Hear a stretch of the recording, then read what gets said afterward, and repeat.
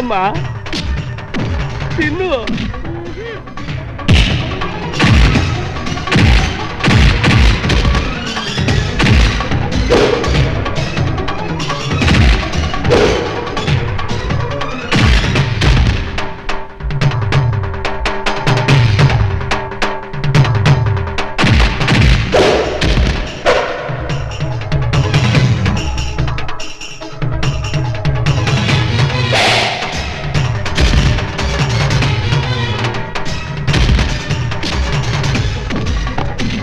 ತಿನ್ನಮ್ಮ, ತಿನ್ನಮ್ಮ.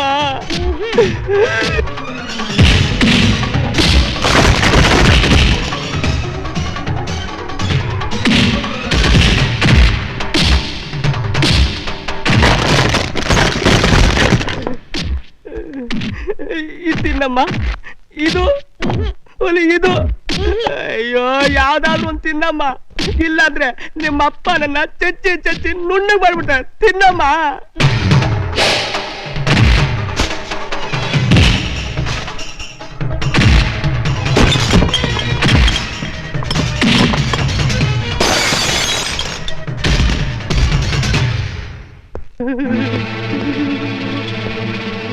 ಈ ಊರಲ್ಲಿ ನಾನು ಇರಕ್ಕೆ ಒಂದು ಗುಡ್ಸಲ್ ಹಾಕೋಬೇಕು.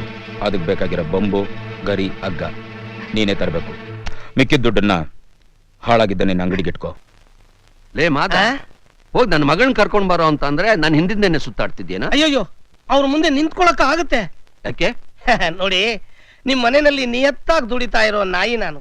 ನಿಜ ಹೇಳ್ತೀನಿ, 23 ವರ್ಷ ವಯಸ್ಸಾದ್ರು ಇನ್ನೂ ನಿಮ್ ಮಗಳು ದೊಡ್ಡವಳಾಗ್ಲಿಲ್ವಲ್ಲ ಅನ್ನೋದನ್ನ ನೆನೆಸ್ಕೊಂಡ್ರೆ ನನಗೆ ರಕ್ತ ಕಣ್ಣೀರೇ ಬಂದ್ಬಿಡುತ್ತೆ. ಲೇ, ನಮ್ಗೆ ಅದ್ರ ಬಗ್ಗೆ ಯೋಚನೆ ಇಲ್ಲ, ನಿನ್ಗೇನೋ ಅದನ್ನ ಕಟ್ಕೊಂಡು ಅಯೋಗ್ಯ.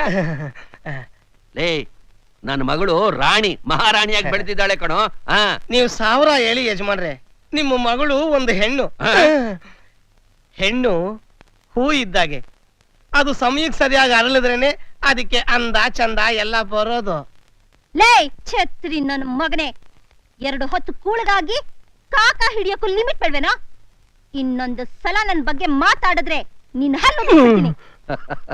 ಹೋಗಿ ಹೋಗಿ ಈ ಬಡಪಾಯಿ ಹಲ್ಲು ಉದುರಿಸಿದ್ರೆ ಏನಮ್ಮ ಬಂತು ಭಾಗ್ಯ? ನಮ್ಮೂರಿಗೆ ಯಾರೋ ಬಂದು ನಮ್ಮವ್ರನ್ನೆಲ್ಲ ಬಡ್ದಿದಾನಂತೆ. ಹೋಗ ಅವನ ಹಲ್ಲು ಉದುರಿಸು, ಏನಾದ್ರೂ ಉಪಯೋಗ ಆಗತ್ತೆ.